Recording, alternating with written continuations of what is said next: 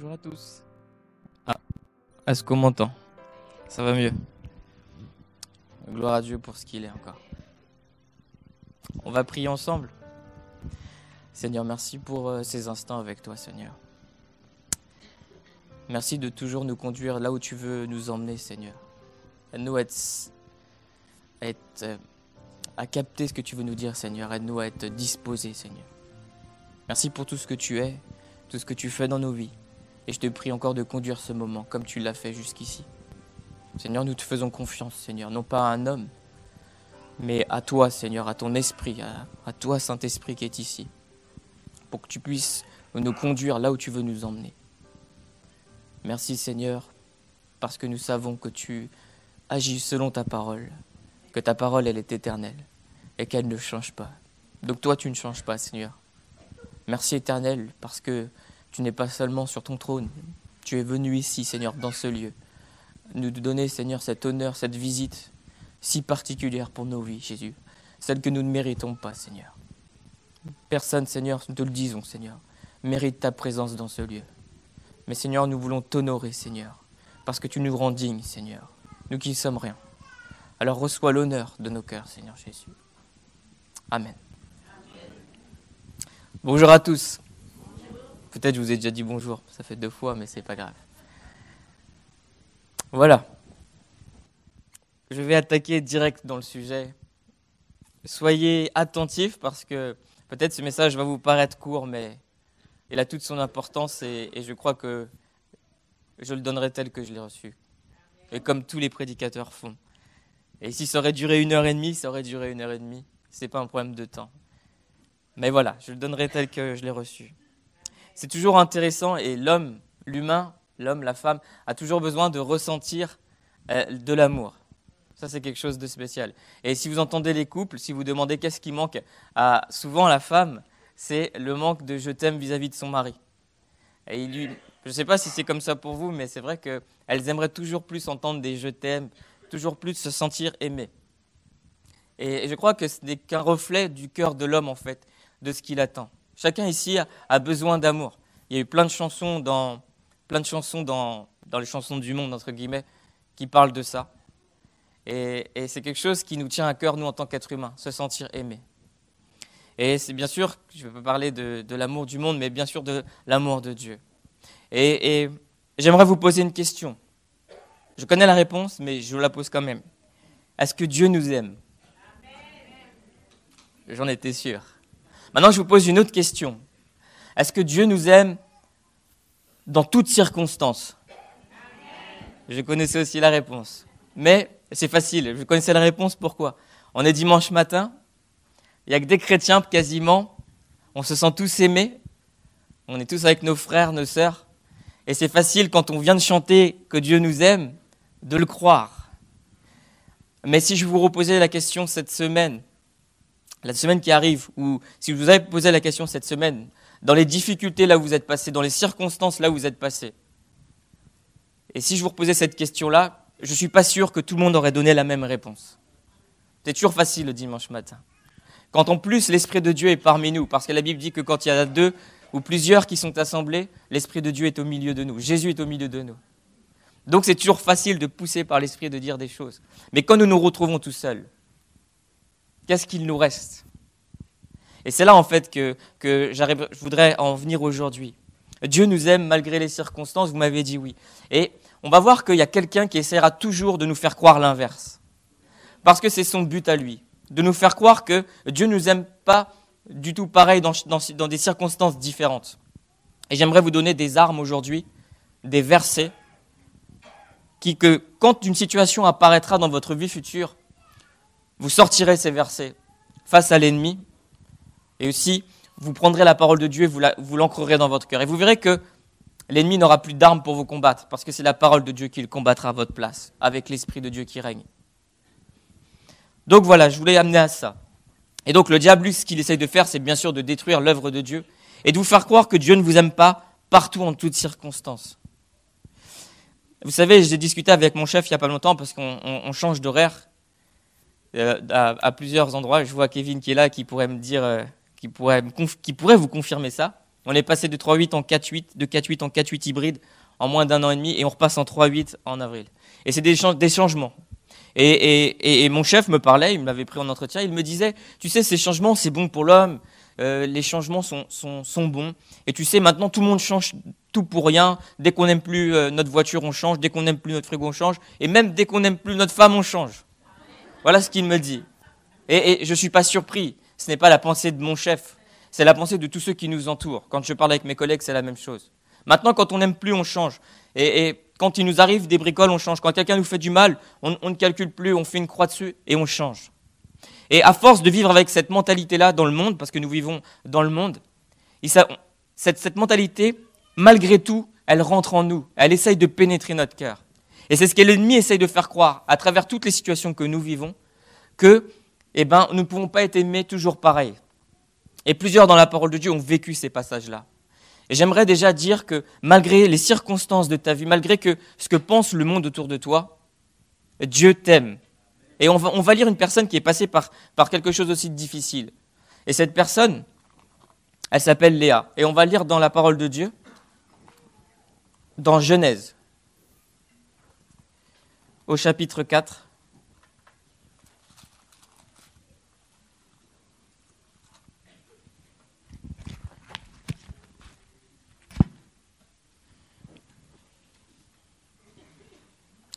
Genèse 29, pardon. Ça, c'est un autre verset. Peut-être que certains se sont dit, mais il n'y a pas de Léa dans le chapitre 4. Léa à partir du chapitre 29, verset 16.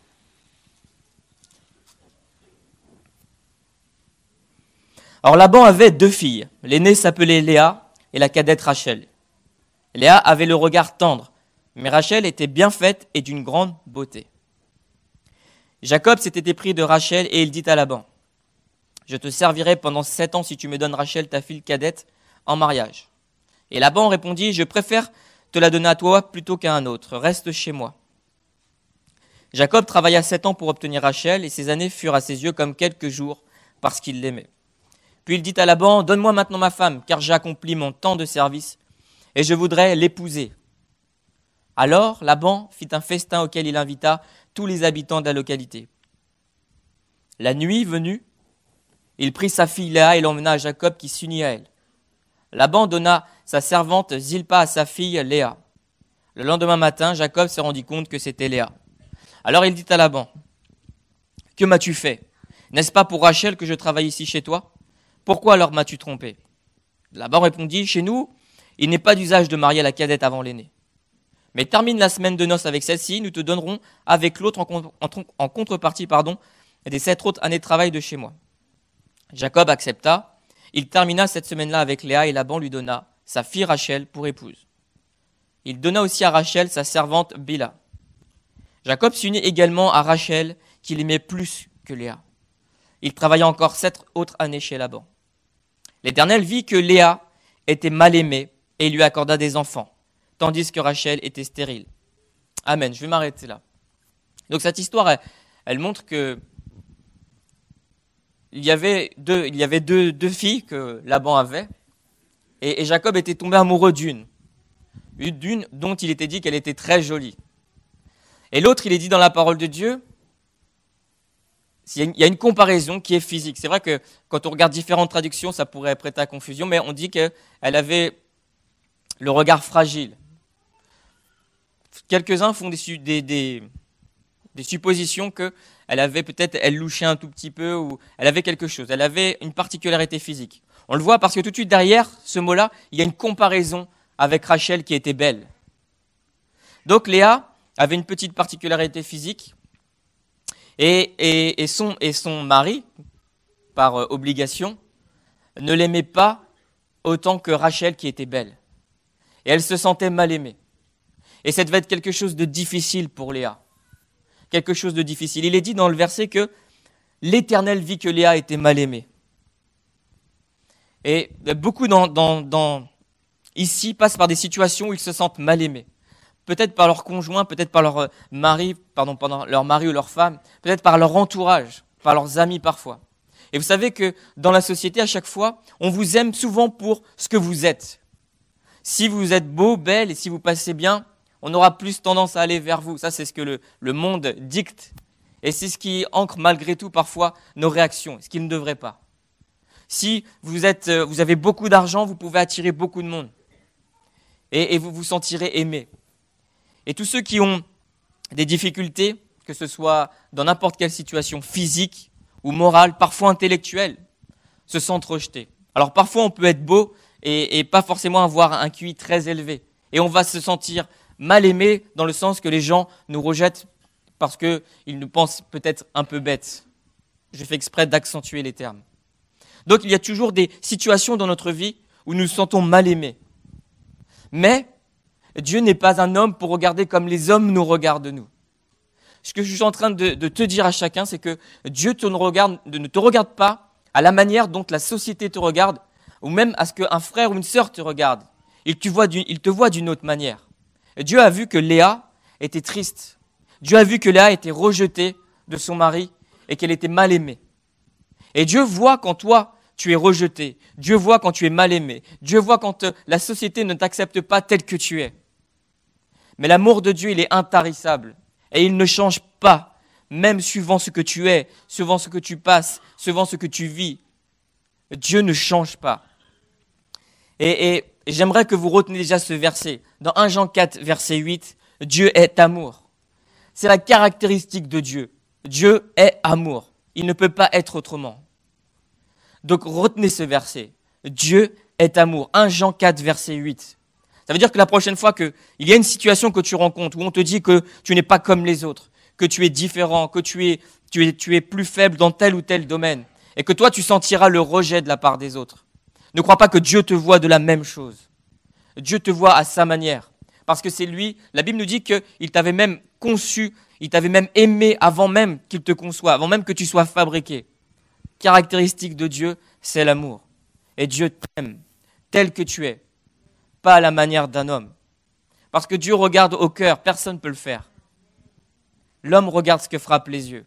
Donc j'aimerais t'encourager déjà à te dire que si l'ennemi vient te dire que Dieu ne t'aime pas parce que tu es comme ceci, parce que tu es comme cela, que tu es comme ça parce que Dieu t'a fait comme ça, parce qu'il t'a puni ou quoi que ce soit, rejette toutes ces pensées.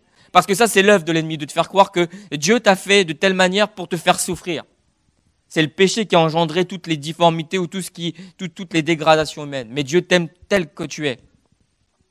Parce qu'il te voulait comme ça. Et le regard des autres, tout le péché qui est dans leur regard, ce n'est pas cela dans le regard de Dieu. C'est de l'amour pur. Donc à chaque fois qu'il y aura ça, répète ce verset dans ton cœur. Dieu est amour et il ne peut pas ne pas m'aimer, malgré ce que je suis. Donc c'est la première des choses. La deuxième des choses, et qui est importante, c'est que Dieu t'aime toujours, malgré les circonstances, malgré les péchés. J'aimerais vraiment qu'on puisse saisir cela, parce que quand on pêche, quand on désobéit à la parole de Dieu, il y a ce sentiment qui ne vient pas de Dieu, de culpabilité qui arrive. Et ce sentiment, bien sûr, souvent nous fait croire que Dieu ne nous aime plus parce que nous avons péché. Qu'a dit Jésus quand il est venu sur cette terre ? Et est-ce qu'il a dit « Je suis venu pour sauver les justes » ? Il a dit « Je suis venu sauver les pécheurs ». Parce que Dieu fait cas des pécheurs. Et même si tu as donné ton cœur au Seigneur et que tu veux marcher sur ce chemin de la sanctification et que tu tombes et que tu t'es éloigné et que tu recommences, Jésus a dit qu'il fallait pardonner à son frère 7 fois, 77 fois. Même par jour. Et du coup, alors, tu crois que Dieu ne voit pas ce que tu fais et il voit continuellement tes péchés. Mais Dieu n'apprécie pas ce que tu fais. Mais il t'aime toujours. Je le répète, Dieu est amour. 1 Jean 4, verset 8. Et Dieu t'aime malgré ce que tu as fait, malgré tout ce que tu as fait, malgré le pire crime, malgré tout ce que tu as pu accomplir dans ta vie. L'amour de Dieu, il est immuable pour toi. Il ne change pas. Il est intarissable. Alors ça, grave-le dans ton cœur quand l'ennemi essaiera de te faire croire que tu n'es rien et que tu es un pécheur. Peut-être tu es un pécheur, peut-être tu vis dans le péché en ce moment. Mais il y a encore des solutions. Ne t'inquiète pas, Dieu t'aime. Vous savez, les sentiments de Dieu, ils peuvent évoluer, bouger. Les sentiments de Dieu. Il peut être triste, il peut être en colère, il peut être joyeux de toi. Mais l'amour de Dieu ne change pas. Vous savez, un papa et une maman, ils sont toujours, ils changent de sentiments. ils peuvent être en colère, ils peuvent être tristes, ils peuvent être joyeux vis-à-vis de ce que leur enfant a fait. Mais l'amour qu'ils ont au fond d'eux ne change pas et ne doit pas changer. Mais on sait ce que c'est l'amour humain. Parfois, l'amour humain fait des erreurs. Mais Dieu ne change pas et Dieu ne peut changer. Dieu est amour. Il y a d'autres versets qui nous disent dans Romains chapitre 8, verset 38, vous pourrez le lire chez vous, nous dit que rien ne peut nous séparer de l'amour de Jésus envers nous. Le mot « rien », je dirais c'est tout. C'est l'inverse. Mais ce mot-là a énormément de signification. Rien ne peut nous séparer de l'amour de Jésus. Alors quand le Seigneur utilise des mots, ce sont des mots justes, ce sont des mots qui frappent. Et quand il dit « rien ne peut nous séparer de l'amour de Jésus », alors rien, ni même le péché. Le péché peut te mettre une barrière entre toi et Dieu. C'est-à-dire que c'est toi qui as construit un mur, c'est toi qui empêches Dieu d'intervenir, mais ça ne change pas l'amour de Dieu pour ta vie. Dieu n'aime pas le péché et Dieu, pourquoi est triste quand nous péchons, quand nous nous éloignons de lui? Parce qu'il ne peut pas intervenir dans notre vie. Vous savez, vous avez déjà vu là en PC, moi ça m'a toujours étonné, enfin il y a très longtemps, maintenant ça ne nous étonne plus aujourd'hui, mais quand vous pouvez prendre un PC à distance, vous êtes en panne, vous appelez un sociétaire, IBM ou n'importe laquelle, et puis ils prennent votre PC à distance. Il y a 10 ans, c'était étonnant. Aujourd'hui, c'est plus étonnant. Mais il y a 10 ans, quand une fois on m'avait pris à distance mon PC pour le réparer, j'avais trouvé ça étonnant. J'avais laissé la main, j'avais donné l'autorisation. Et c'est la même chose avec Dieu. Quand vous donnez votre vie au Seigneur Jésus-Christ, quand vous voulez marcher dans la droiture, vous donnez la main, vous donnez l'accès à votre PC, à votre cœur au Seigneur. Vous le laissez libre d'aller là où il veut sur votre cœur, là où il veut sur votre PC. Et quand vous péchez, quand vous désobéissez, vous coupez la connexion Internet, bien sûr, parce qu'il fallait une connexion Internet. Et vous coupez cette connexion-là. Ça ne veut pas dire que Dieu ne vous aime plus, mais ça veut dire que Dieu ne peut plus intervenir. Quelle frustration, quelle tristesse dans le cœur de Dieu quand le péché se met entre vous et lui. Mais cela ne change pas. Dieu vous aimera toujours. Et Dieu cherchera toujours à frapper à la porte de votre cœur. C'est une certitude. J'aimerais que Luc, je ne l'ai pas prévenu, puisse relire le verset qu'il a lu ce matin. Si c'est possible. Il y a un verset que Luc a lu ce matin quand on était à la réunion de prière et qui est intéressant parce qu'il rejoint le fait que Dieu aime les pécheurs. Et que Dieu, vous allez voir dans ce texte, que Dieu ne reste pas longtemps en colère vis-à-vis de celui qu'il aime. Et c'est pour ça que ce texte est intéressant et je vais demander à Luc de le lire. En plus, il lit très bien.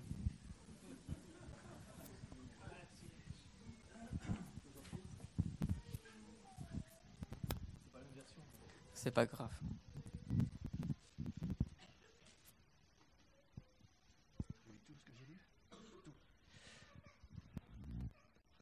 Ésaïe, chapitre 57, à partir du verset 15.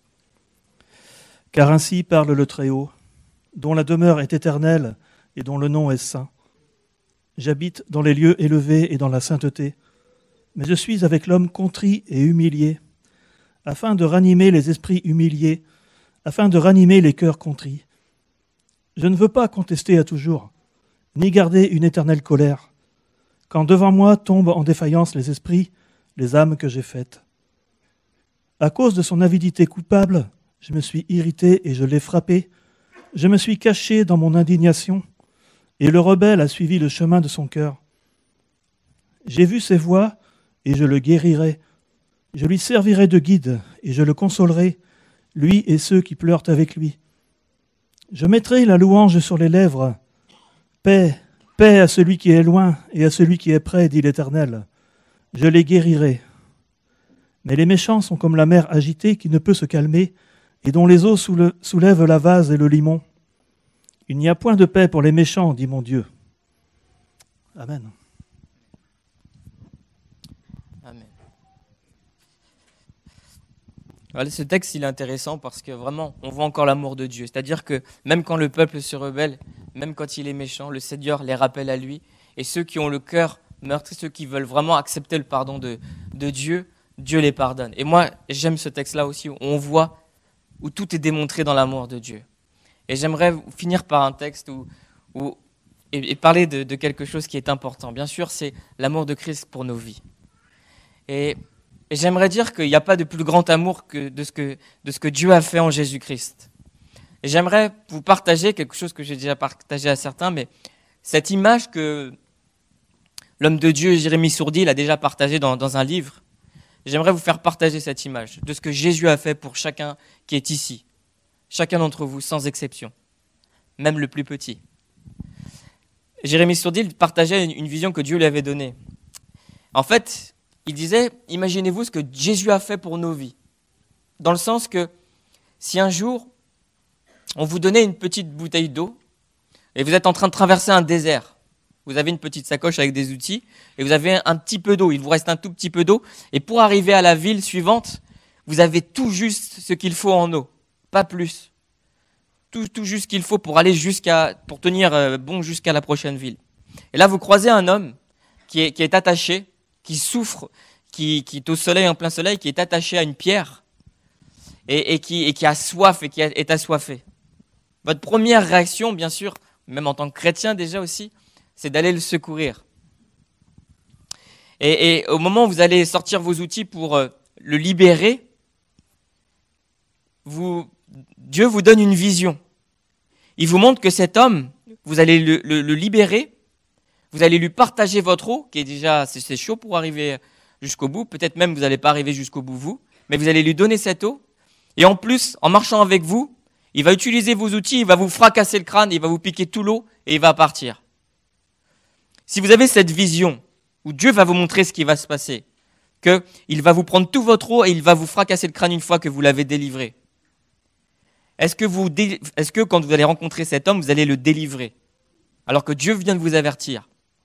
Je crois que la plupart d'entre nous, on est toujours dimanche matin, bien sûr, on peut réfléchir plus loin que d'habitude. Mais en temps normal, on dirait, ben non Seigneur, tu me dis qu'il va me fracasser le crâne, que je ne vais pas arriver jusqu'au bout parce qu'en plus il va me piquer mon eau et que je vais mourir dans le désert et je vais aller le délivrer. La réaction qu'on aurait tous, c'est on y réfléchira 2 fois. Parce que là, on n'est pas dans la situation, mais si on était vraiment dans la situation, croyez-moi, on y réfléchira 2 fois. Mais en fait, c'est ce que Jésus a fait. Et il décrit vraiment ce que Jésus a fait pour nos vies. Parce que Jésus-Christ savait que les hommes allaient le rejeter. Il savait que, en venant les sauver, comme cet homme est venu pour sauver cet homme attaché, il savait qu'en venant sur terre, qu'il allait être cloué à une croix, qu'il allait être meurtri. Il savait qu'il allait être craché dessus. Il savait qu'il allait prendre des coups. Il savait toutes ces choses. C'est la folie d'un homme nous dirait, mais non, n'y va pas, tu vas mourir. Mais l'amour de Dieu, la sagesse de Dieu, le fait qu'il voulait vraiment nous sauver. Il n'y a pas de plus grand amour que de donner sa vie pour ses amis, Jésus a dit. Et Jésus est venu pour nous, en sachant tout ce qui allait se passer. Mais il n'a pas reculé. Alors peut-être il a eu un moment, la crainte. Il y a eu l'ennemi qui est venu le saccager pour vraiment essayer de lui faire rebrousser chemin. Mais par amour pour nous. Et Jésus-Christ a été jusqu'à la croix. Il savait qu'il allait passer par là. Il n'a pas rebroussé chemin. Il savait qu'on allait le trahir par avance. Il savait que nous qui sommes ici allions le trahir aussi. Mais il l'a fait jusqu'au bout pour nous sauver. Personne n'aurait fait cela. Personne, en sachant ce qui allait arriver, aurait fait cela. Mais Dieu nous aime tellement qu'il l'a fait pour nous. Et Dieu nous aimera tout le temps, d'un amour continuel. Alors gardez ces versets que Dieu est amour, que rien ne peut nous séparer de l'amour de Dieu.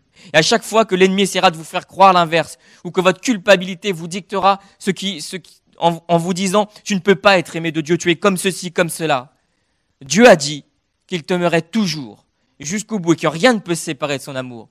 Et la preuve, c'est que Jésus est venu mourir à la croix en sachant ce qui allait arriver.